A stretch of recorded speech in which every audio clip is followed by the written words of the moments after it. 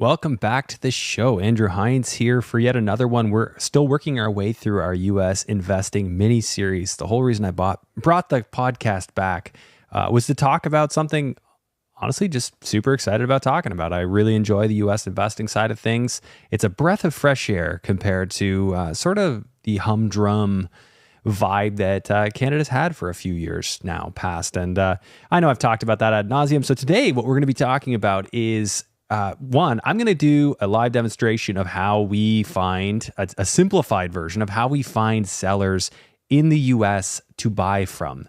For those of you who have never tried to find information in the US, it's going to be mind blowing. You know, coming from Canada where privacy is super protected. America is not that. It will be mind blowing. The stuff that we can do in the US is illegal in Canada. You can't share information the way that they do, but it's to our advantage. A lot of my mentality with real estate investing and business is I want to push my business downhill. And today I'm going to be talking all about how we do that. And we're going to be specifically talking about deals that I've done. I'm going to do a recap. So if you've watched the previous episodes, you're going to have heard of some of these deals before, but I'm going to do a quick refresher after I talk about how we're finding deals. So, recap before we get into that is just, what's the whole motivation to do this? I mean, obviously you could still make money in Canada. I think that it's more on the commercial side of things, like getting away from residential tenancies. There's still opportunity, but where am I pushing my business downhill? And the answer is unequivocally the US. I'm pushing my business downhill there. It's meaning that it's low effort. I can push it forward compared to Canada, which I would define as pushing my business uphill. The creativity, the stuff we could do, and I'm going to get into that. So if you're just tuning in for this episode, you haven't seen the previous ones, obviously I recommend looking at the previous ones, the last five episodes. I think we're on number 5 now. So anyways, just the last 5, including this one, check them out. But I'm going to make this episode sort of a standalone. You can follow along. We're going to go through some examples, all that stuff. So a recap for those who somebody just sent you this episode and you don't know who I am. I'm a real estate investor since 2011, started buying properties back then, got into some rent to owns, eventually started doing student rental flips. I've been investing in the US since 2012, bought in Youngstown, Ohio, cheap stuff. Ultimately got burned a bit, but I learned a lot over the years and I'm kind of coming at this from that wisdom. Before that whole life, I actually used to teach at Western. I was a business lecturer. I just always wanted to be an entrepreneur. So I was teaching about what I enjoyed, and ultimately real estate was where I landed. It seemed to be the most makes sense entrepreneurial route. So with that said, let's jump into the topic matter for today and go over some stuff. So I am looking at right now a property search tool that I use in the US called PropStream.com. You can use a free version of this called PropWire. It's not as good, but it's free. So if you want to, just search up properties and, look people up on your own, you literally can. You can take what I'm about to teach you and you can go find sellers and call them and you can search them by certain criteria. But I'm going to show you the better software. It's $99 a month, but again, you can use PropWire. This one's $99 a month, but I'll show you my back office, my back end here, how we use it. So basically what this does is you can search any city, county you want, and then you put in specific filters. So there are filters here. And I could just click it in the quick search. So these are sort of built-in algorithmic searches that PropStream has. So they'll search through all the landowners in the area, and they're going to find people whose properties have been listed for auction or people who are bank-owned properties. They can find failed listings. So people who listed their property and then that listing expired, meaning, heck, do those people want to sell? Heck yeah, they do. So there's an opportunity right now. You could just go into failed listings and start hitting all those people with offers. And good chance that those people are people who just they don't have enough equity to sell for what they need to get. So they can't sell. Those are perfect people I would approach with a sub 2 pitch. Hey, I'll take over your property, basically just take it over for you, and I'll get your sweet 2.5% interest rate from 2001, and it'll cash flow as a rental property. I obviously don't say it like that, but that's the idea of sub 2, which I have talked about in previous episodes here. And I'll show our example of one of our sub 2s shortly. Another thing that we like, and we've done a lot of this, pre-foreclosure. So people who have been given a notice of list pendants, which basically means that they are being given notice, and it could be, it could be a year out, that their property is eventually going to go to auction if they don't square up their mortgage payments and ultimately go to foreclosure. If nobody buys it at auctions, you foreclose on it. So the way it works in the US, and some Canadian provinces, I believe, do foreclosures as well. You can technically do them even in Ontario, I believe, but no one does. Foreclosure is a lot like power sale. The difference is the bank actually owns the house in a foreclosure, and then they list it for sale, and they have an obligation to give the seller back any extra money. But I mean, being realistic, there's not going to be any money left because when you get into the lawyer's fees that are attached to those files, charging $250 to $500 an hour, it just eats up any equity that's left. So sellers know if their property goes to foreclosure, they're not getting a dime back. It's also going to hit their record. They're not going to be able to buy a property finance for like 10 plus years. So sellers have a motivation to not want to go foreclosure. And so if I can get the pre-foreclosure list and get a hold of them, hey, I'm looking at Raleigh, North Carolina right now. 319 people are listed under pre-foreclosure. So then I've got one that I particularly like, and that's tired landlords. We hit that list a lot. And I like it because I don't want to deal with the emotional sellers. I find that we have a lot of good luck getting away from the emotional sellers. The pre-foreclosures are highly emotionally charged. And that's the thing. Like some people, that's your like bread and butter. You want to go talk to them, cool them down. Some people have the knack. And not that I'm calling directly. Like we have a team of people that we use to call and they're compensated. They're our acquisitions managers. So they work for us. But I mean, a lot of people you just start out calling yourself, and you might love talking to that type. I don't. I'd rather talk to the investor who's dealt with this property and just annoyed with it and just says, I don't want it anymore. You take it. That's a great deal. That's a great deal for me. So we've had quite a bit of success calling tired landlords. So right now, let's just look up a tired landlord. So I'll click on the tired landlord algorithm. And I don't know how PropStream comes up with it. Who is a tired landlord? Really what it boils down to, and I can get specific myself. I could just say, I want people who've owned a property for, at least 10 years, have this much equity in the property, and they own at least this many properties or no more than this many properties. I can do all that. But PropStream's come up with their own algorithm for it. I just use theirs. I'm good with it. I like simple. So view the properties. Oh, goes without saying, guys, watch the video episode of this either on Spotify or on YouTube. You don't have to, but I'd highly recommend it. Just going to be doing a lot of screen sharing here. Okay, so I'm zooming in. I'm just going to pick some random tired landlord in Raleigh. This one's valued $289,000. Let's see. Looks like a row house of some sort. So I'm going to just open this one up.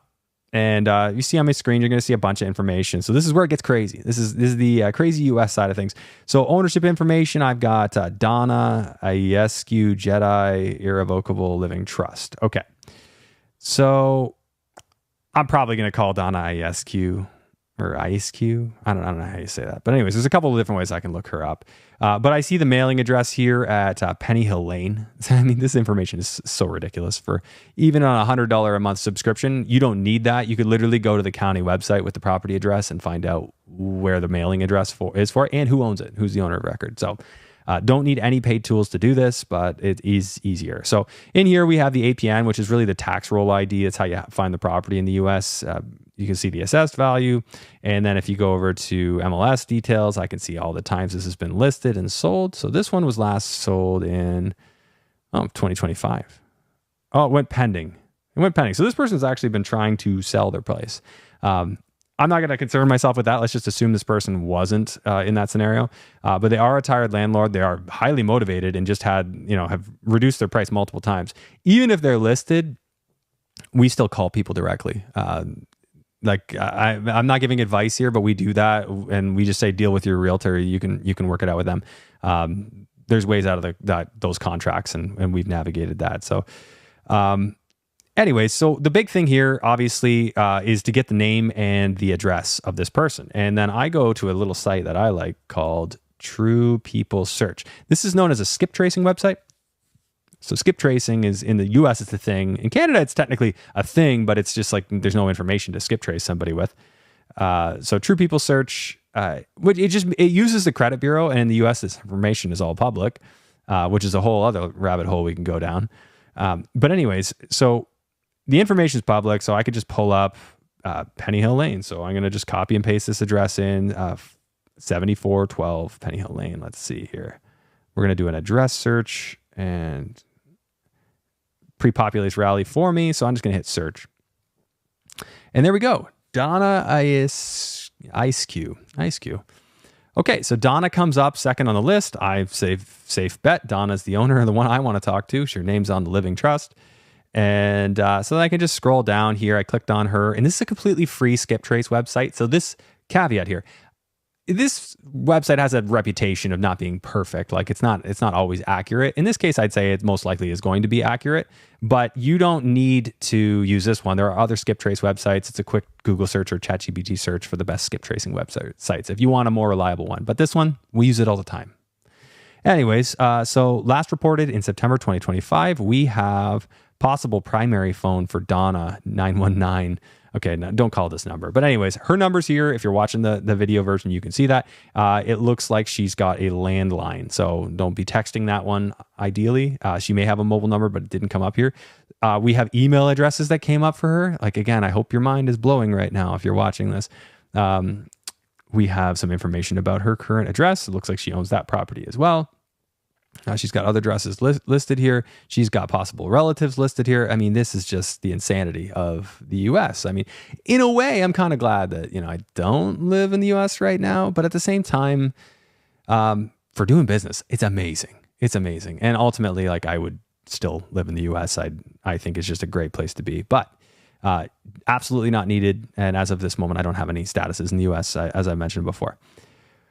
Okay, so there's another one. They think it could be a landline or mobile here. So there's a couple that came up here at the top. I can scroll back down and see, are any of those? So what did it say? Might be ending in 5-3. Yeah, that's an old wireless. It was last reported. So you could still try it. It was an April 2021 report. But she might just not use her cell phone much or might not give that number out much. So yeah, you got two numbers to try here. So if I wanted to, I could call Donna up right now and say, hey, Donna, I saw you tried to sell your property a couple times. We're a cash buyer. Are you still interested in selling? Oh, of course I am. I'm actually still listed. You can kind of go through that whole script. Hey, well, if you're still interested in selling, I'd love to make you a cash offer direct. Well, how do I do that with my realtor? You know what? Like in the past, we've seen, people just terminate their contracts with the realtor. You'd have to speak with them, but we're happy. We're here for you. We'd like to deal with you direct. And then we make her an offer. And it's not going to sugarcoat that. That is harder. It's harder to do things that way. But you can still get deals done, and we still have doing them that way. So I hope that sufficiently mind blows you for the way we have done deals and can find sellers. We do this sort of in a batch version. So we'll pull massive lists from PropStream using the criteria, pull those big lists. We might add criteria to them to dumb those lists down so they're not so many people. Like I think there's probably way too many on this list.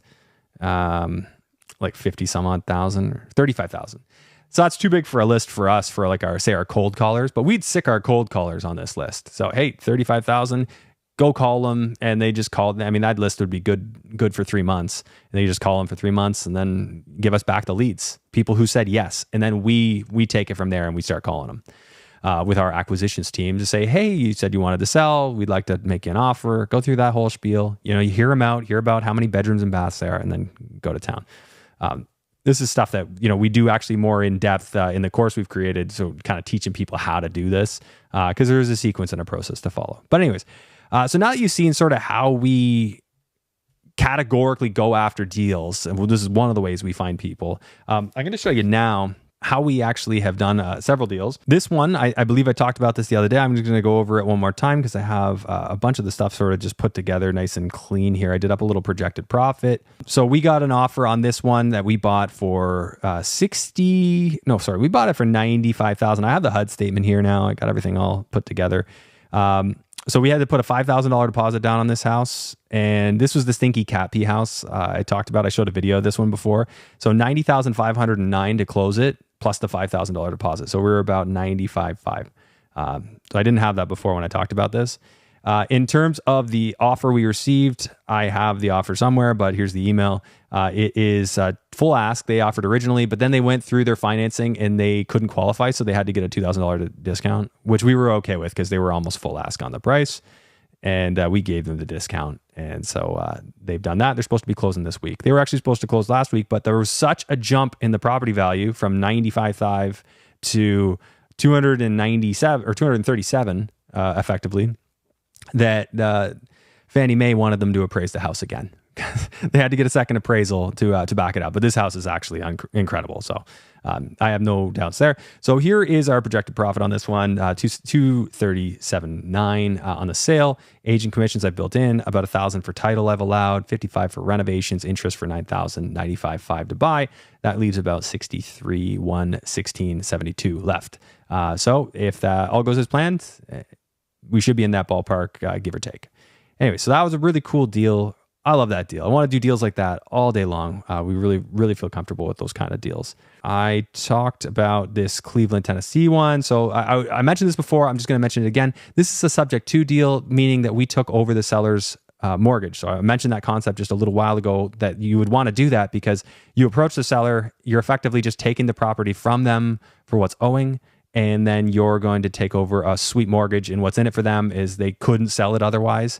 And now they get to get out of that property and don't have to go into a power of sale or a foreclosure situation potentially, or they can just move on to somewhere else they want to move. That's the idea with this.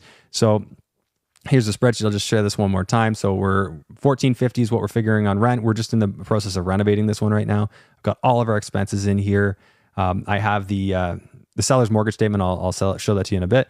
I've got the interest rate. This is the exact numbers from the mortgage statement. So we're looking at about a $208 cash flow, slightly revised from before. I figured out it was a little touch off. In terms of our reno, $10,000 is a nice budget for that. We were paid our agent about $2,200, and then we had closing costs, so $27,000 all in, $28,000. The ROI on that is 37%. So crazy deal. Want to do deals like that all day long, cash flows, and it is highly profitable from an ROI standpoint. So I'll show you what that looks like. Just a mortgage. So here's the mortgage statement we got in the closing process. You can see we're getting the $164,000, and then the 2.875 mortgage. So it's pretty crazy. Next deal I'm going to show you. So this is one that we bought in Belle, Florida. I mentioned this one before. We did some land clearing here at the front, and we cleared a little bit here in the open just so people could see where would you put a house. And we typically don't do surveys. We just show people where would you put the house. They can do a survey when they're ready to build. Surveys aren't too expensive in state of Florida, from my experience.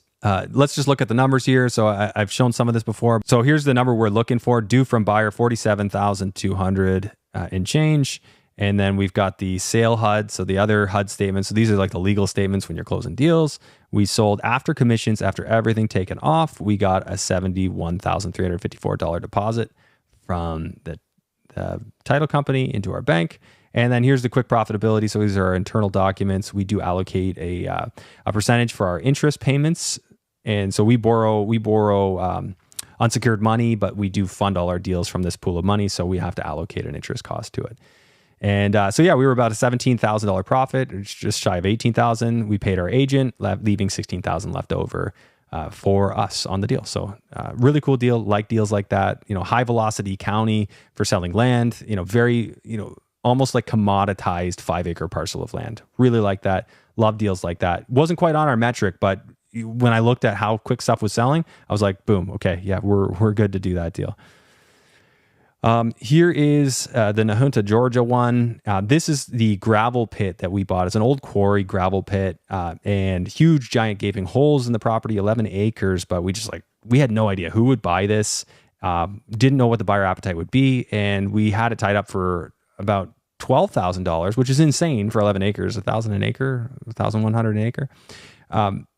But even then we're like, well, there could be a no one wants this property kind of thing. So I said, let's do it, but let's do it as a double close. Our agent went back to them. Eric, our agent, went back to them, said, okay, we'll give you $2,000 more if you guys will give us time. And they gave us time. They gave us 6 months, and they signed in the offer that we could market the property for sale while it was under contract. So we actually listed it for sale with a realtor before we closed. And then we got the purchaser in line. And then only when we had the purchase firmed up, we decided to buy. So we bought it and sold it within 20 minutes. I like to say 20 minutes. I don't know if it was exactly 20 minutes, but I assume it was in that ballpark of 20 minutes we owned this property. Either way, it did close the same day. Just quick quick in and out, no market risk. So there's some transactional risks, but no market risk with our money. We were good. So I can show you the purchase HUD on that. You can see the dates are the same. So settlement date, April 30th. So due from buyer, 14,941. And then if we just close this one up, we go to our sale HUD. Also settlement date, April 30th. And then due to seller, 34,522. So about a $20,000 spread there between the two HUD statements, between what we sent to the bank and what we got back. And profitability on this one is about 17,000 after paying our agent. Again, absolutely crazy. I would do deals like that all the time. This one's just a bit of a unicorn. It's, you don't always find deals like that, but we love double closes. About half of our land deals are done as double closes. And they just remove the market risk. We don't have to worry, is somebody going to want this? Because if they don't want it, we just cancel our contract to buy it. And so I think I might have had one more I wanted to show. Or this is a bigger deal. So this is a deal we did in Fort Lauderdale. I'm not sure if I showed this one. Just in case I didn't, I will show it again now. So purchase HUD on this one is $759,000 we bought it for. This is a house we did nothing to. We did not renovate it. We just cleaned it out. We cleaned it out. We had to carry it for a few months. So it did have some costs, don't get me wrong, but it was not a renovation cost. We had to do some cleanup. So anyways, on the sales side of this one, we sold it for $935,000 as a contract. And then we, after all the realtor fees and all the nonsense and everything you pay for when you sell a property, there was $891 left. So we bought for $759. We got deposited to our account $891. Of course, we had some expenses on that, and I have a detailed profitability I can now show you because I organized some stuff. All right, so this is the profitability. So internal document we used. So we had $894,000, obviously that's the sale. And then you see this $50,000 here, which I'll explain in a second. And then we had, of course, less our acquisition of $759,000. And then interest holding costs of $41,000. We had maintenance, repairs, utilities, and professional fees. So if you go over here, you can just sort of see all that. This is everything we paid for. So we had some legal costs, and I'll explain that in a second, but electrical bills. We had some landscaping, pool service, and some yard debris cleanup. That really is it. So that $8,000, all that stuff, and some insurance. So our biggest cost here was interest. So we held this thing for 158 days, much longer than we were originally going to, because we had this sold twice, which is where the $50,000 came in. We sold it like before we bought it. We had a firm purchase from somebody who was going to buy it from us before we even closed. We didn't market it specifically. We had an agent that was working for us that just called some people and said, hey, I got something. We tried to do it as a wholesale initially, but just decided, okay, no, we're gonna close this because people were balking at our price and our markup. We're like, whatever. We know this is worth near $1 million. Like we're just gonna close it. So we did. And these people, they were lined up after we decided we were buying, but we just hadn't got to our closing date yet. And they said they wanted to buy. Cool. We took their $50,000 deposit. It went into escrow. And then they didn't close. They played games. They played some more games, and we just worked it out with them. We're like, well, all right, either you sign on this. We're going to give you a few extra days. You either close on that day, or we get your $50,000, no questions asked, and you sign a clause. They signed a clause saying exactly that. They didn't close. We took their $50,000. So that's where that came from. $50,000. Crazy, absolutely insane. $50,000 US. People just walked away from because they made a mistake. Silliness. So, anyways, $121,000 on that deal. Great deal. That was a mammoth deal. They're not all like that, but I love that deal.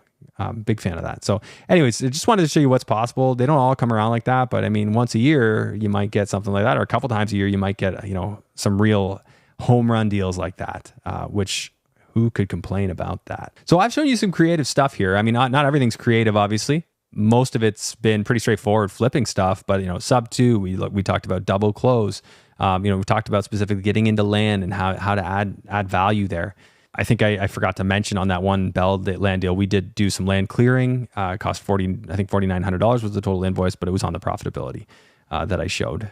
All right, so the next thing I want to go through is sort of the methodology we use for getting our deals, how it works really. We're big on 5 offers a day. So we have all these leads come into our funnel and we just want to make offers. Like it's not just verbal offers, but written offers. So we just through DocuSign, we have a pre-templated, pre-signed contract that has an out on it all the way up to closing. Our agents just add in the dates, the property information, and send it out. So we make it really easy to send out paper because people care about paper. It shows you're legitimate, shows you have authority. We're huge on that. So we do get a number of sort of objections, we'll call it, or people sort of questioning, hey, could I really do this? And I want to just share with you some of the ones we hear and really the solution surrounding that. So one of the common ones is, hey, I just don't really have a lot of money.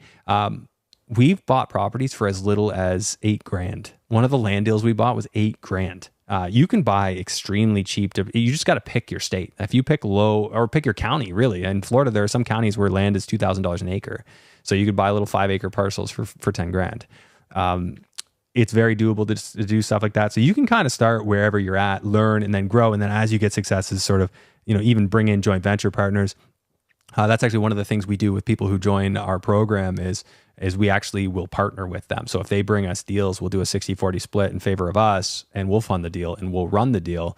And so you just bring us the deal. So that's a really cool thing that, it doesn't matter where you're at.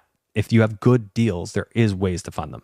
And I've always felt that way about real estate. Like if you have a good deal, the money will come. The next thing people say is I have no time, but the interesting thing is we don't spend that much time, Matt and I, on this business. We spend time on building the empire, so to speak. But in terms of the transactional, we've delegated a lot. This is something that if you wanted to build a flip business, you have to kind of look at least spending 5 to 10 hours a week. You could do evenings and such, making calls. If you want to get any momentum, though, you really should be shooting for at least 10 hours a week. But most people can find that. Some can't. If that's you, hey, totally understand. I'm not the type that's gonna just spill an extra 10 hours into something right now, but that's because of my young kids. So it's very much a daytime activity for me.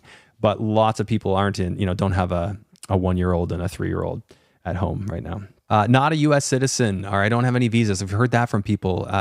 That is not significant. You don't need an E2. Like I'm going for my E2 right now. I have to book my appointment, but you do not need that. It's not necessary to invest in the US, and everything we've done to date, we have had no status in the US at all, other than when you go to the US, you're on a visitor visa. We've had our visitor visa, but anybody who's visited the US, that's most likely the visa you had when you were there, even if you didn't know. Entity, I've gone over that. So make sure you watch the LLC trap video. I went in detail about what not to do. Highly recommend that you watch that. There are more Canadian friendly paths using the GPLP structure we've talked about. And of course, always consult with your accountant. Not a concern. And even like if you don't have an entity, there are some people who flip in their personal name. You can do that from a tax standpoint. My understanding, not an accountant, but my understanding is it's the same treatment. You still get tax treaty treatment, which means you're not getting double taxed. And that's how I conduct myself, because effectively with an GPLP, you're just personal. It's effectively you're making money personally in the US. And I'm not getting double taxed doing that. Financing. Oh, people wondering, can I get financing? That's actually something that we have in our course. I have a full module on that, but you can absolutely get financing in the US. So it's actually in some ways easier than Canada, but there's a lot of these sort of medium size hedge fund like lenders that they really just want to see that you have money. And they're not looking at your tax returns. They're not looking at, they can look at your credit. They will look at your credit to see if you have a history of not paying. But if you don't have credit, they'll still do a deal. And they've done deals for us. No credit really needed, although we are building credit in the US now that we've got our ITINs, and we've been doing business there for a while, which if you do business, again, you will go down that road and get yourself an ITIN. Okay, so I talked about approach. Obviously, you have got to send a lot of offers. That's one of the things we're really big at. I highly recommend that if you want to get serious about acquiring in the US, you do dedicate time, and you do dedicate a minimum number. So if you're going to build out sort of this business, you're going to want to set that restriction on yourself that you're not getting up from this desk until I do.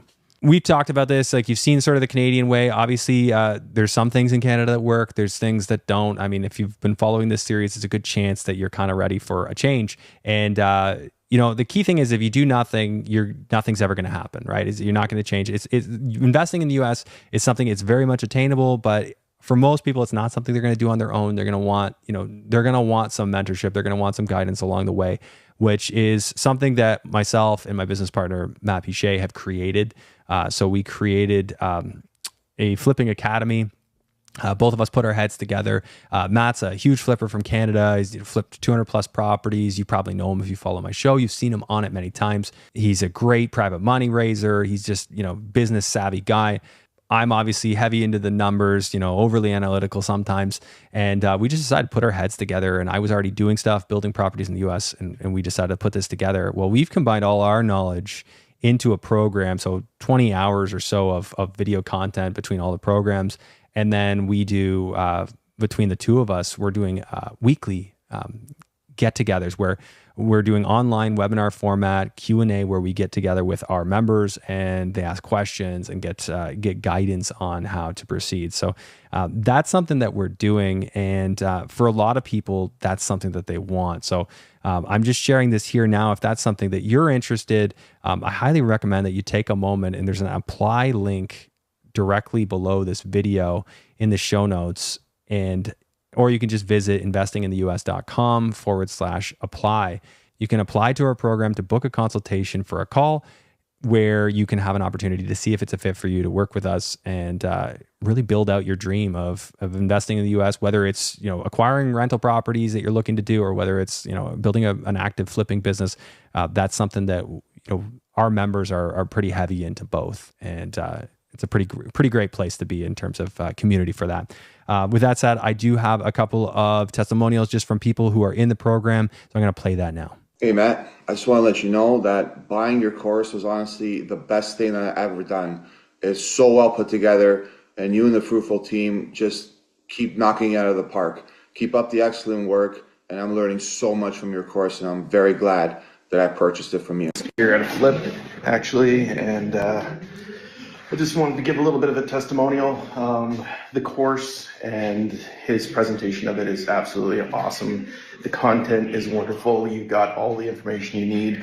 And more importantly, the people that you meet. I actually have got in touch with someone that lives nearby, and we're collaborating on some things. So you just can't ever underestimate the power of a community like this, and the leadership of someone that's already done what you're looking to do. So if you're on the fence, reach out, just do it, and get in the game.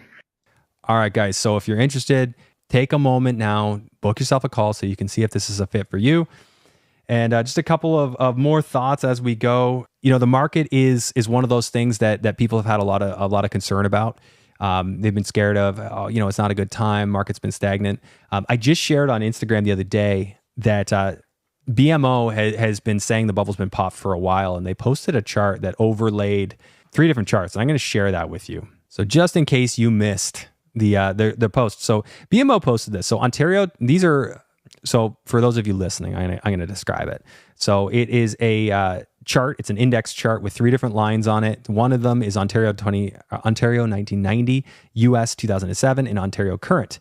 And what you can see about all of them is they all peaked at year 0, and they all had a burst, a fall, and then they all started to recover. And it was about a 10-year, 11-year total recovery to regain their previous market high. Well, our line, the Ontario current, is looking to be just about the bottom if it's following the same trend as the other 2. This is why BMO said, hey, you already burst. So what's most likely in Ontario and in the US? I mean, because both of them have been affected by it. Florida's down 15%.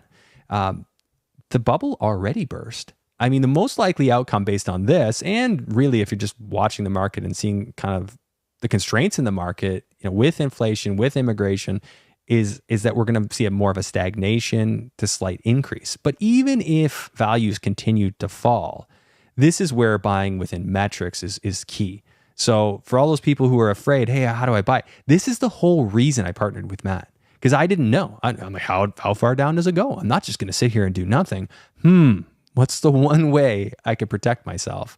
Oh, just buy way under market. And that's the whole business model. So that's why we buy land at 50 cents on the dollar. Sometimes we'll go up to 60. I mean, I'd say that's probably the top of what we paid, intentionally anyway. will go up to 60%. And like that's still 40% buffer. So if the market fell 15%, I'm still in profit by, what's my number? 25 at that point. And the same thing with houses. You know, we're 70 cents on the dollar minus renovation costs. So by the time we've bought it, we're significantly under market value. We might be at 60% of ARV or even 55% of ARV. We like to leave a lot of meat on the bone. So even if values again fell 15%, you know, our timeline's going to be like 6 to 12 months to flip in a worst case. You know, we like to be flipped in 6 months or less, and we can be, you know, it just depends on the flip. So how much has a market ever fallen in a year? I don't know that exact stat, but it's not huge. Like, I mean, you can look at even any of these years. It's not, they're not falling 25% in a year, but even if they did, and I'm buying at 70 cents on the dollar, I'm still theoretically profitable if it took me a year to flip it. Like it's not like the market falls all at once. And that's not financial advice.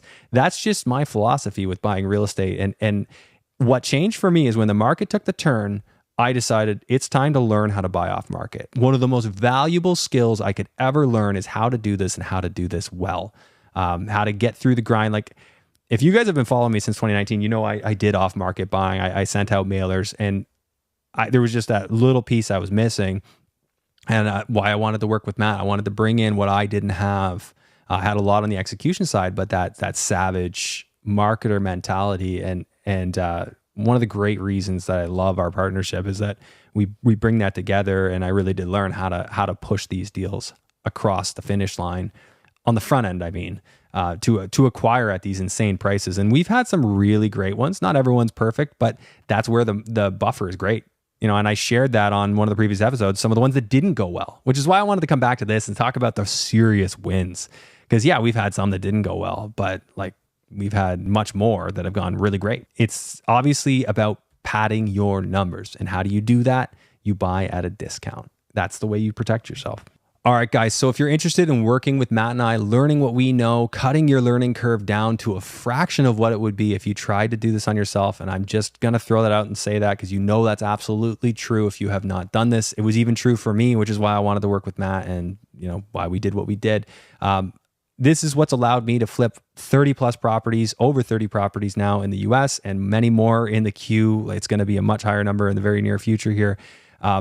This is the information that we've shared in this course that's going to allow you to really take your game to the next level. So even if you're doing this stuff in Canada already and you want to know, hey, a Canadian's take on doing this in the US, this is the place you want to be. So whether it's rental properties, you want to build out that portfolio for wealth, or whether you want to build the active income, either way the strategy applies. Buy under market, get that built-in equity, just like that sub 2 deal I showed you. We bought it way under market, great interest rate, it cash flows. I mean, most people just aren't doing that on houses in Canada, right? There's other stuff you could do it on, but if you want to do this residential real estate, or if, you know, even if you want to get into some other types of real estate too, land, houses, all that stuff, this is where you want to be. Take a moment, apply, and we'll look forward to having a chat with you. So if you made it this far, guys, thank you so much for following this whole short series. I hope you've got a ton of value. I hope you've had your mind significantly blown, as I'm sure you have. And we're running overtime on this one. I know I used to do 1 hour episodes, but usually with me just talking, we don't go this long. So thank you very much. Share this episode with somebody you think it would benefit, and I look forward to talking to you.